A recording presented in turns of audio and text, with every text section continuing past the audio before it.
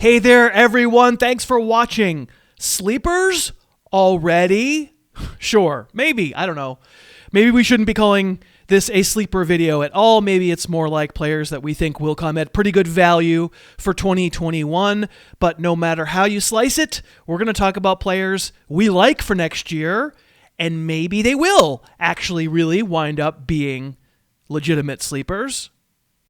Hey there, I am Chris, and I don't know, maybe some of these guys aren't going to be sleepers because they're going to be almost too good. They'll have been too good in 2020 to be sleepers, but I think, with the perspective that I have right now, which is recording this video late in December of 2020, but I think there's a chance that the 5 guys I'm going to count down here all are going to come, at least I think, in better value than you might expect. Some maybe legitimately could be called sleepers, other maybe just early round picks who I would take earlier than the market might wind up doing. However, we don't really know what the market's going to do. Let's just have some fun. There's value in trying to figure out what players have values.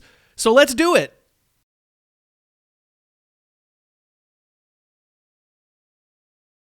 So we're going to count them down. Here we go at number 5. I will put Jags rookie receiver Laviska Shenault, who I think probably legitimately would qualify as a sleeper if he does pop in 2021.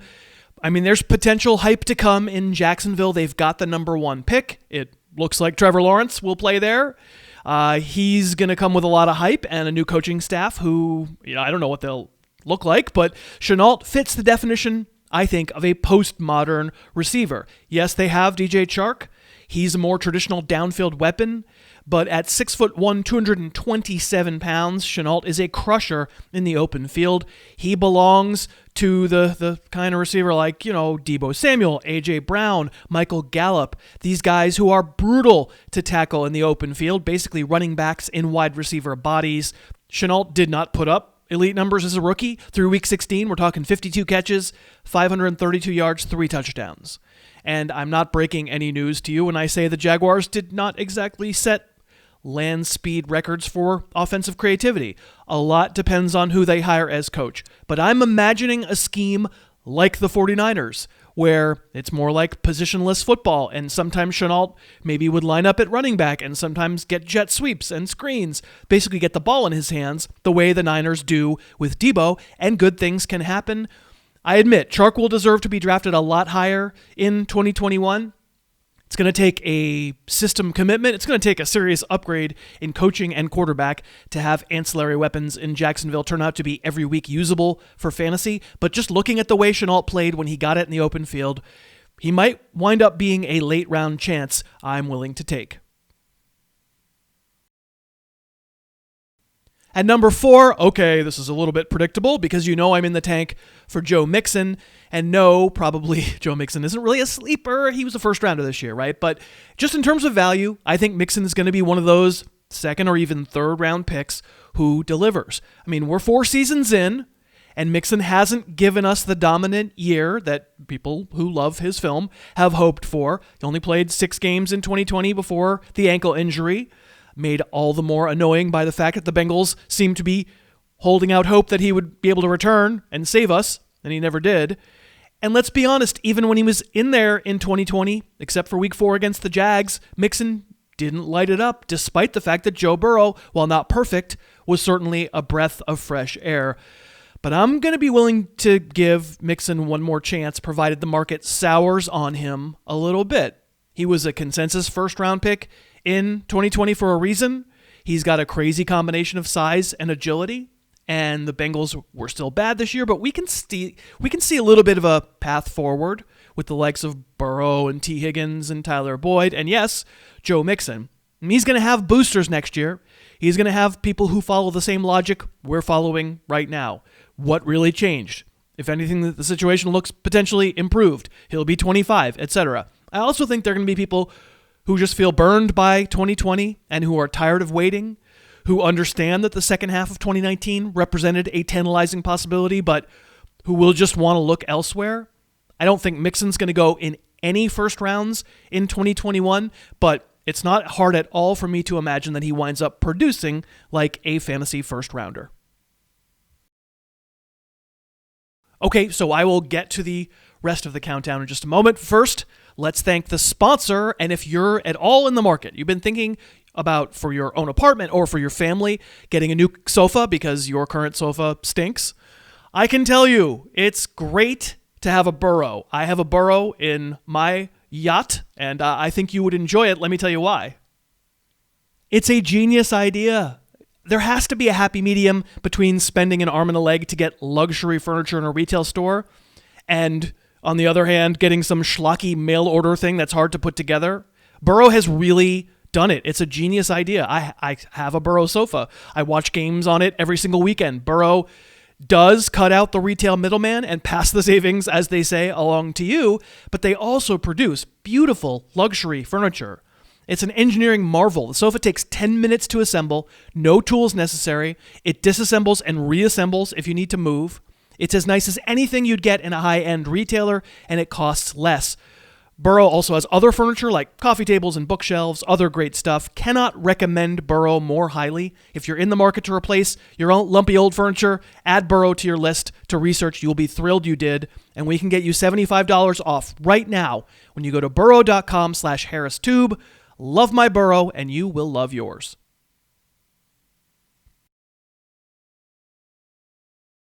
Okay, let's keep it rolling. I'll count down the rest of these sleepers or value picks or whatever they are. Let's get to number 3. Well, I'm going to say Courtland Sutton.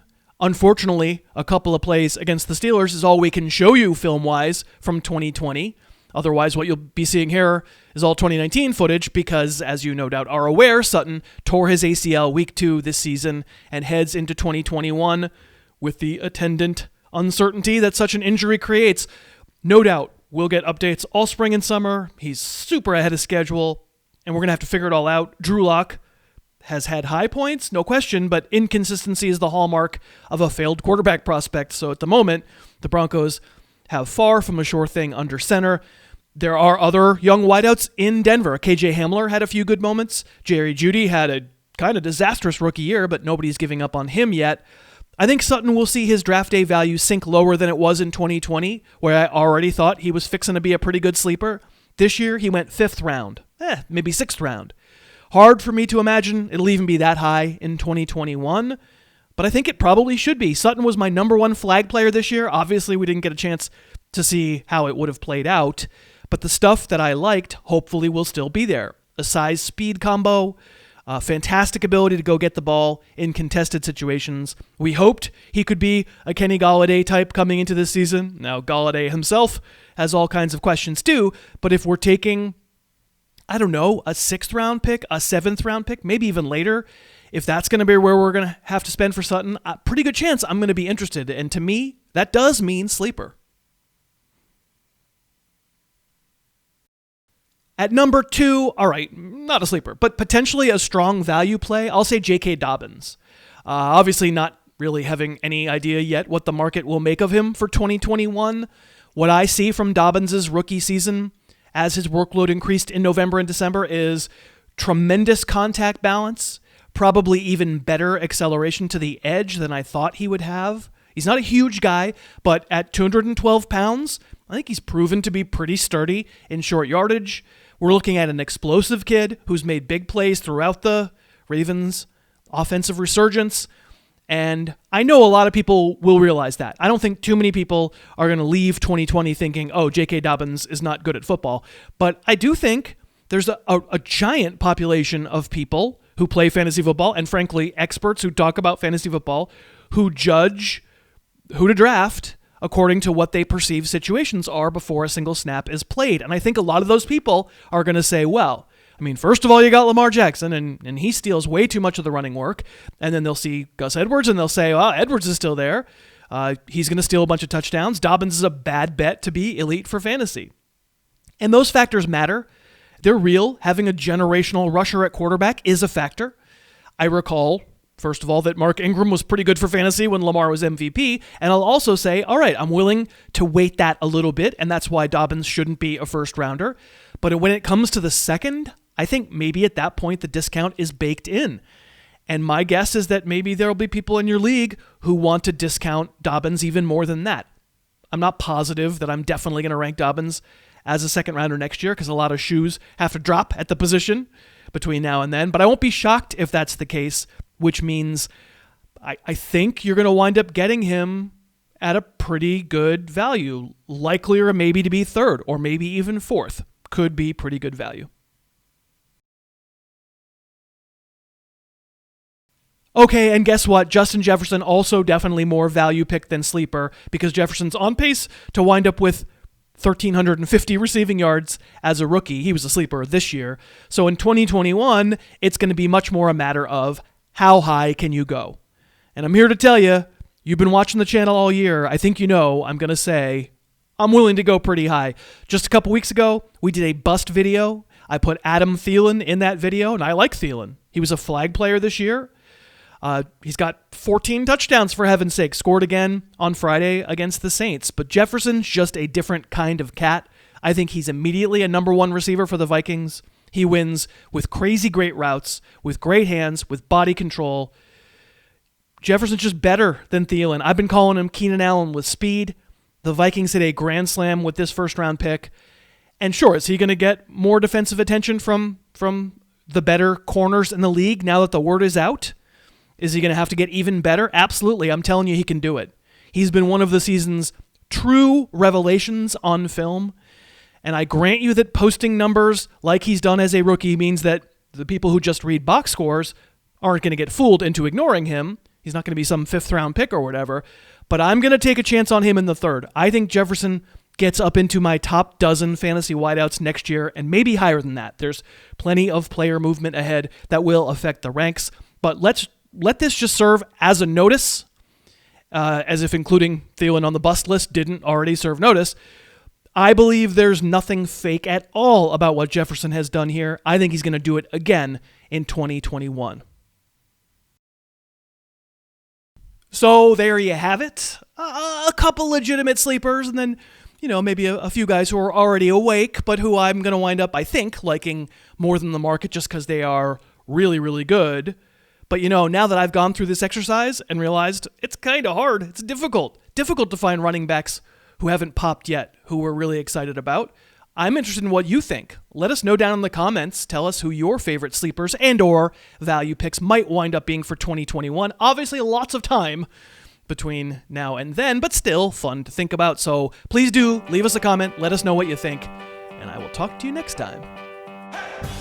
Thanks so much for watching. Please, please, please smash that like button, write a comment, tell us who else you'd like to see us review film on, and of course, best of all, please subscribe to our channel and then click that little bell above the subscribe button and you'll be notified whenever we post a new video.